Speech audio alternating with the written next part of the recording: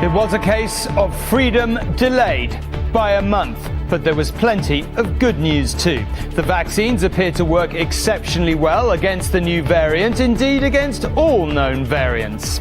Now is the time to ease off the accelerator, because by being cautious now, we have the chance in the next 4 weeks to save many thousands of lives.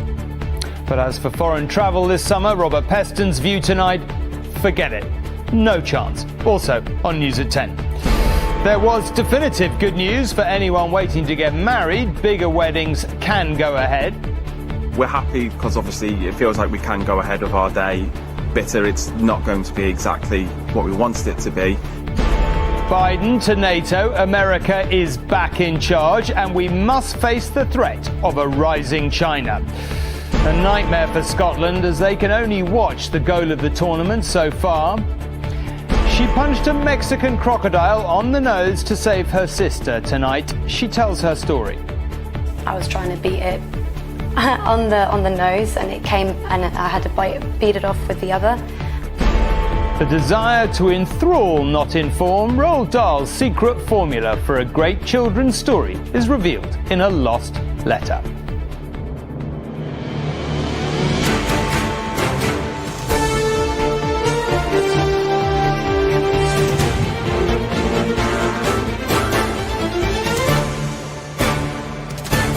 This is ITV News at 10 with Tom Bradby. Good evening. Let's not beat around the bush. We were all really looking forward to COVID restrictions being lifted, in England at least, on the 21st of June, so-called Freedom Day. Well, no more. The rapid spread of the Delta variant, first found in India, means one of the Prime Minister's 4 tests for easing lockdown has been failed. And so June the 21st becomes July the 19th.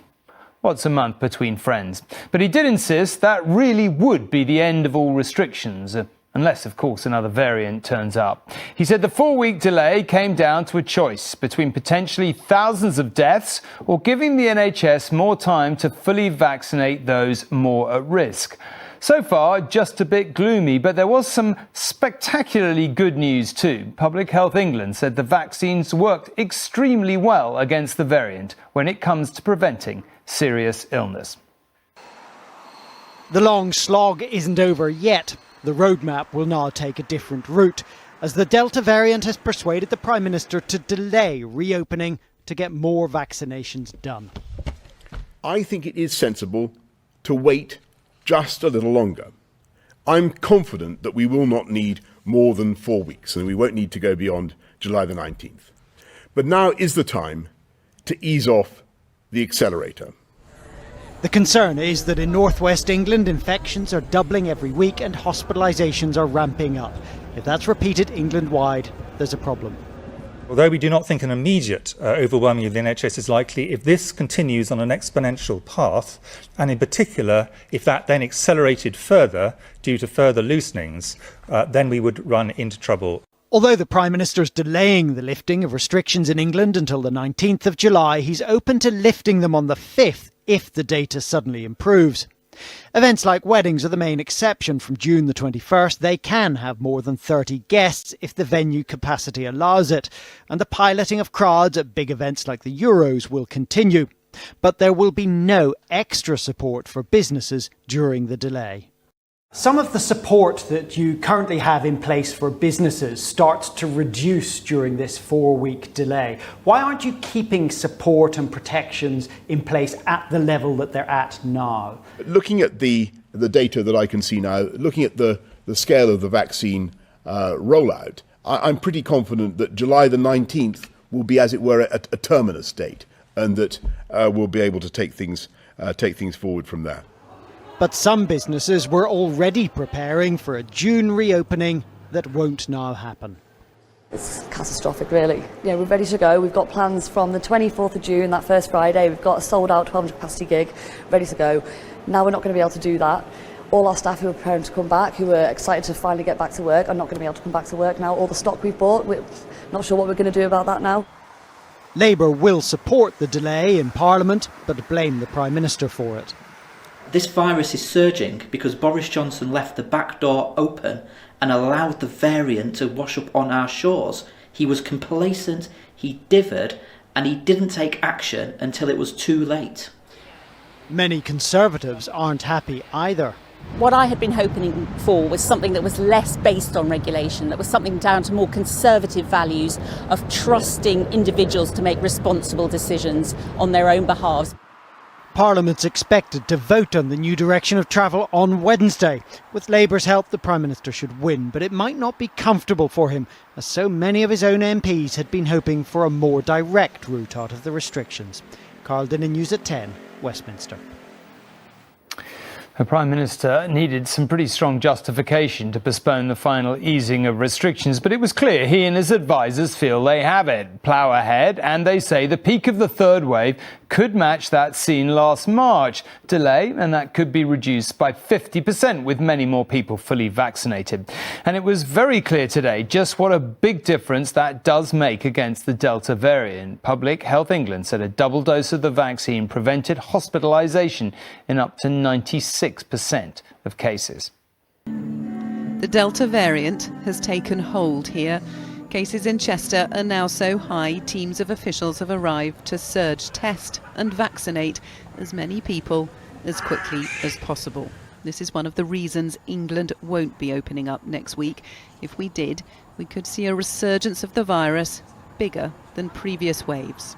The 4-week delay should reduce the peak, whatever it would be, by something between 30 and 50%. So that's the sort of gain you get from the 4 weeks. You get the 3 advantages: over 18 single dose, many more people double dosed, and close to the school holidays, with the effect that that has to also take the pressure off.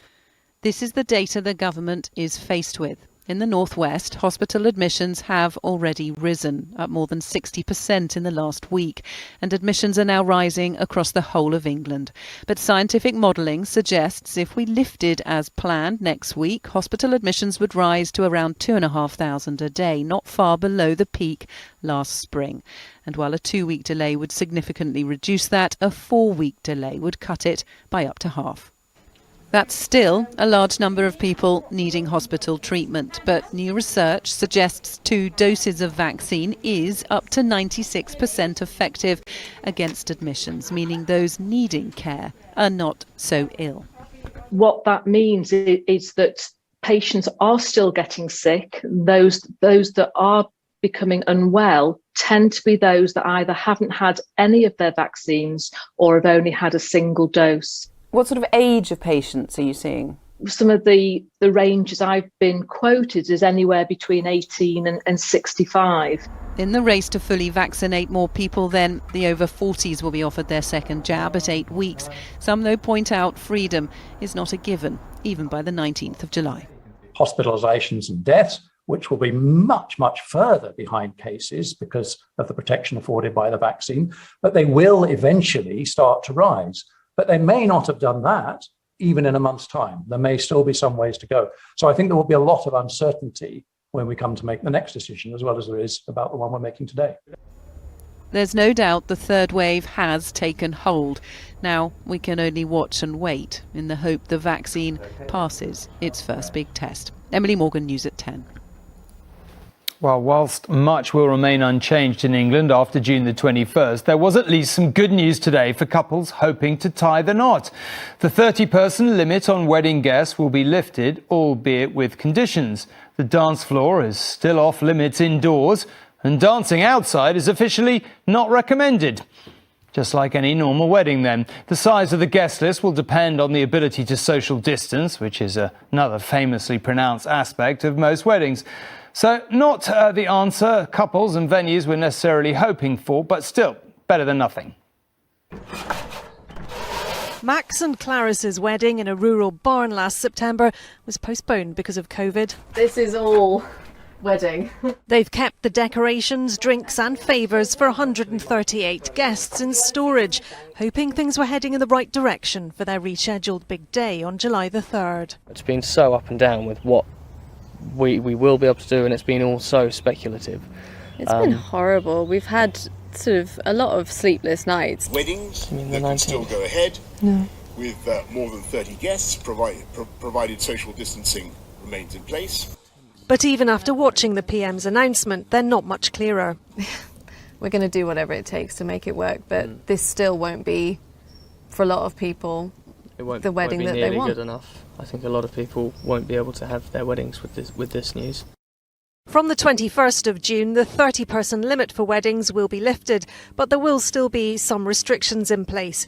Venues will have their maximum capacity limited to allow for social distancing. It will be table service only, with indoor tables limited to 6 people. Dancing is not allowed indoors and not recommended outdoors, and masks must be worn when not sitting down. Copdock Hall in Suffolk has 11 weddings booked in the next few weeks, and yet another delay to lifting restrictions is a blow to them and their suppliers. Probably best described as a nightmare and probably Groundhog Day, actually. It seems to be repeating itself every month, every couple of months. Yeah, it's been a living hell. We need to ring the manager now to get all our drinks ordered. But having chosen an outdoor wedding reception, it is better news for Phil and Hannah, who will now tie the knot in July. Bittersweet, really. Like, we're happy because obviously it feels like we can go ahead of our day. Bitter, it's not going to be exactly what we wanted it to be. It won't quite be the wedding of their dreams, but finally for them, celebrating with all their guests can become a reality. Martha Fairley, News at 10. Well, who better to discuss today's announcements, of course, than Robert and Joel? We'll get Robert's view in just a moment, but Joel, maybe I can come to you first. Look, this is a nightmare for businesses, let's be honest about it. Really, really difficult. A lot of them were depending on opening up. Why are they not getting more help and an extension of the help there has been in the past?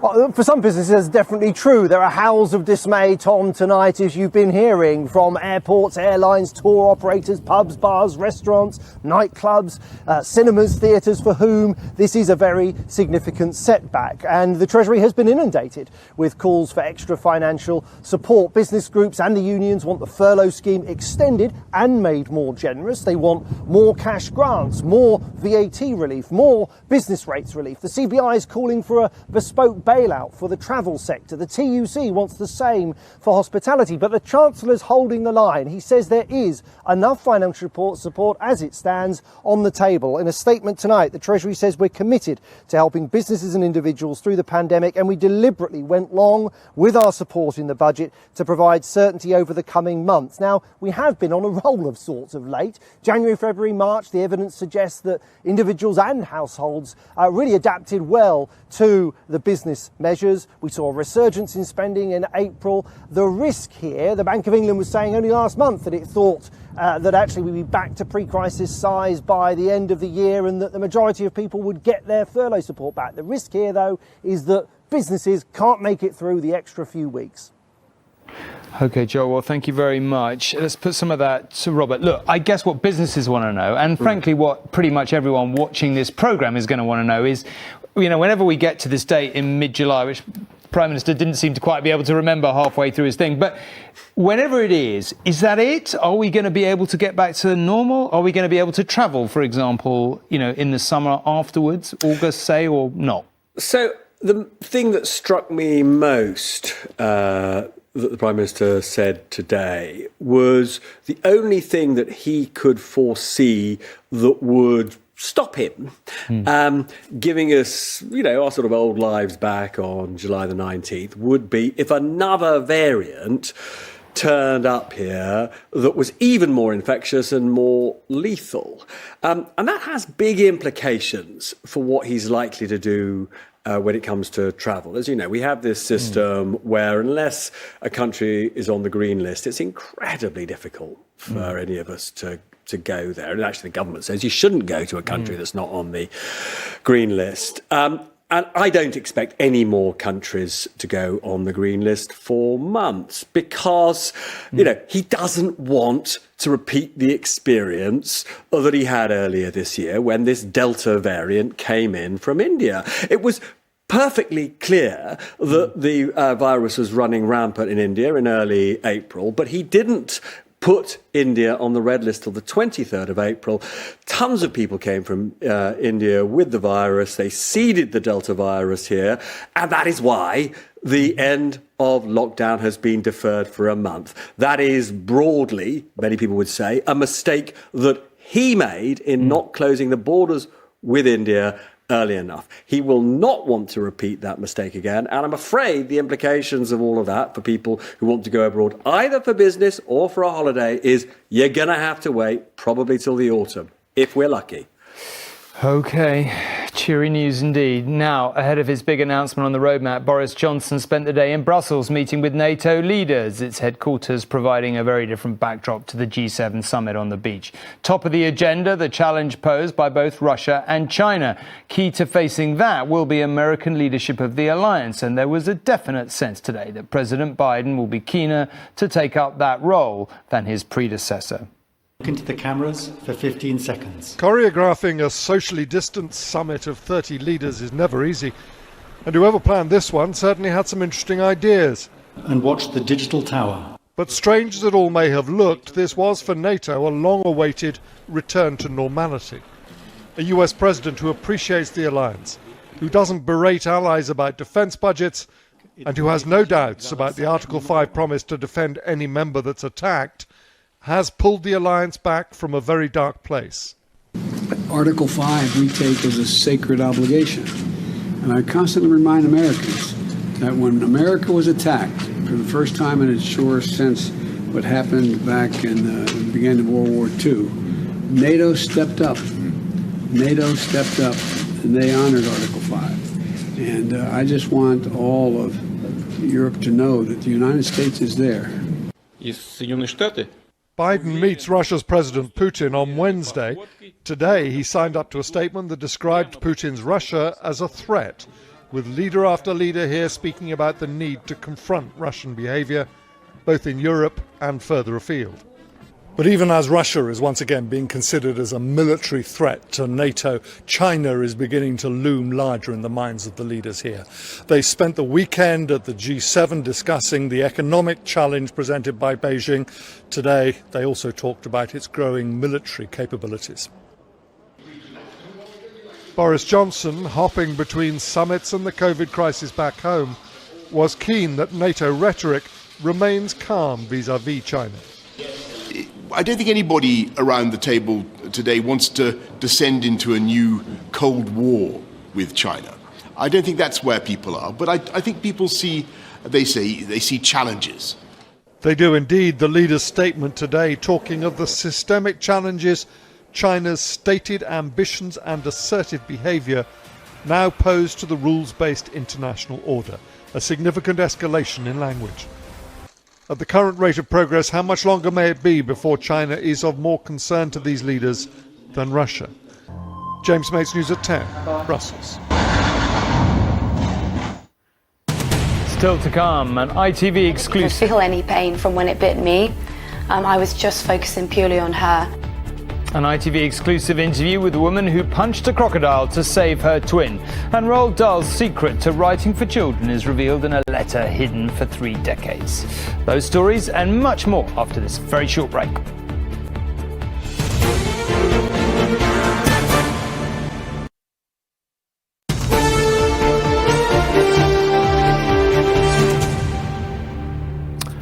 Welcome back.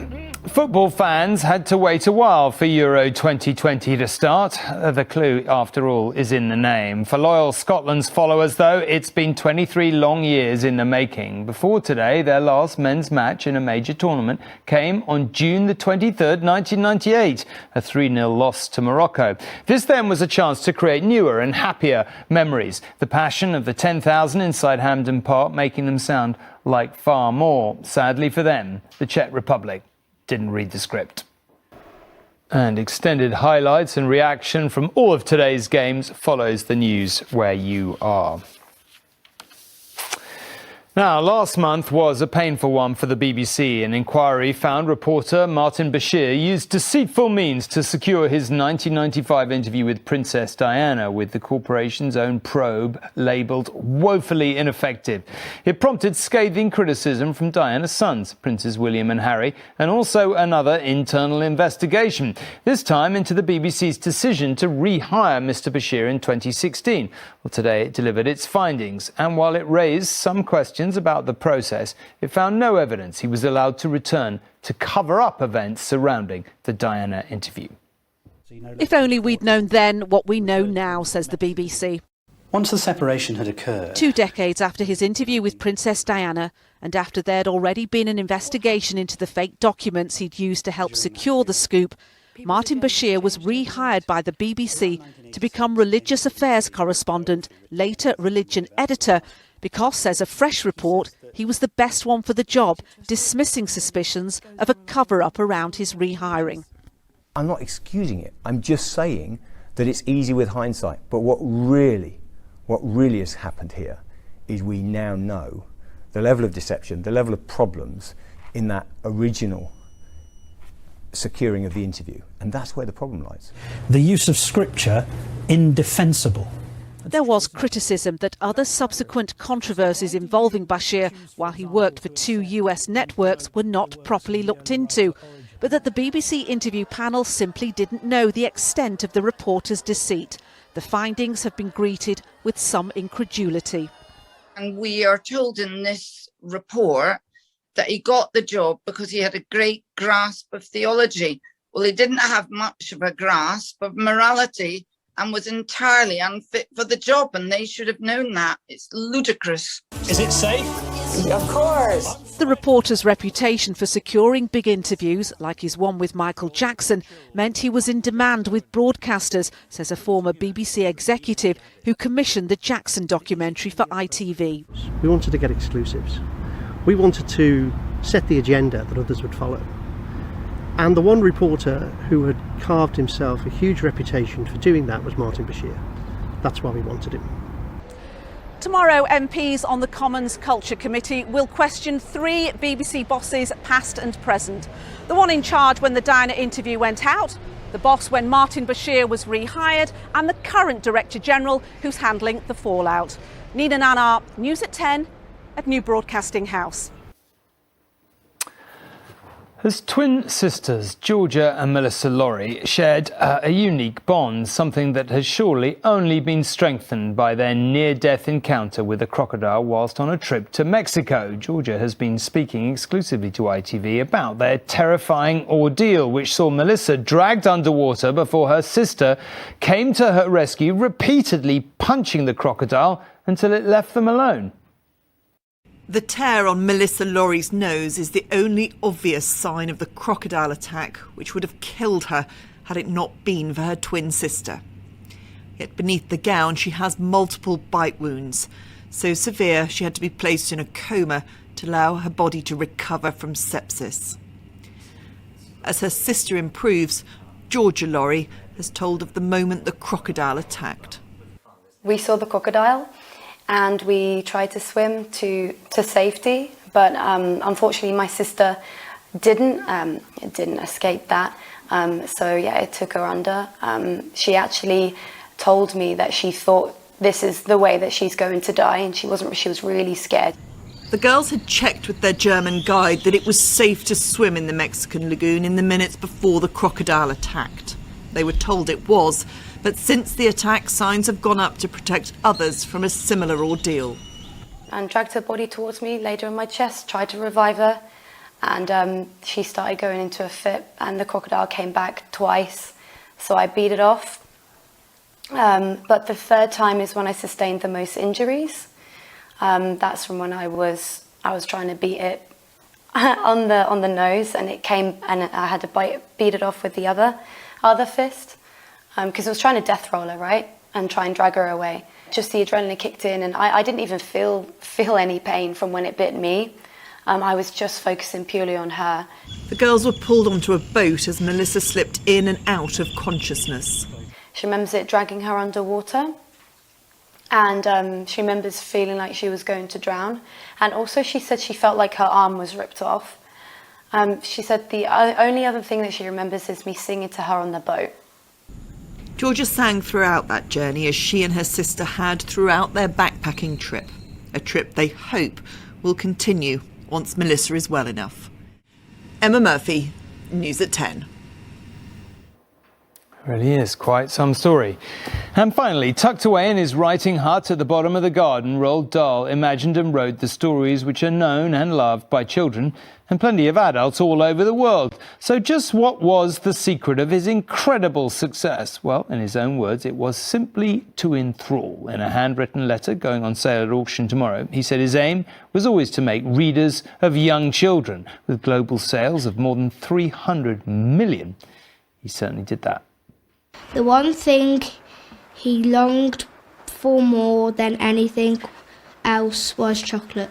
They're a staple of any school library. To expose a tiny bit of chocolate. The works of Roald Dahl are as popular as when they were first published. These two very old people are the father and the mother of Mrs. Bucket. But now, in a handwritten letter from the famous children's author, we hear Roald Dahl's own voice explaining the secrets of his children's stories. The letter, written on both sides of A4, has been in a drawer for 32 years and is one of the most candid ever discovered. I've never seen anything like this. It's, it's conversational and it's chatty. And when you look at it, I mean, as a tangible piece of literary history, you can just get a sense of the thoughts coming into his head. Roald Dahl wrote the letter in response to librarian Christine Wotton. She was an undergraduate studying his work in 1989. But I didn't really expect a reply, and certainly not a reply of such a long letter and handwritten and so much detail as well. This letter was written a year before Roald Dahl died, and in it he talks about the content of his books not being important, just the fact that it makes children read. He says, "The book-reading child will always outstrip the non-book reading child in later life. There are very few messages in these books of mine. They are there simply to turn the child into a reader of books." I could eat 6 children before I'm full up. Of his gory and sometimes violent plot lines, Dahl said children should never be sheltered from the world. What's important is that they are enthralled. Just not writing stuff that's boring. He writes stuff that's like very juicy. They're really funny. I like how they're really creative and they make a lot of stuff up. Many of his works have been turned into films and musicals, but as one of the world's greatest storytellers, Roald Dahl had much more simple intentions. Stacey Foster, News at 10, Staffordshire. And the subject of bedtime stories seems a good place to close. That's it. Good night. Thanks for watching.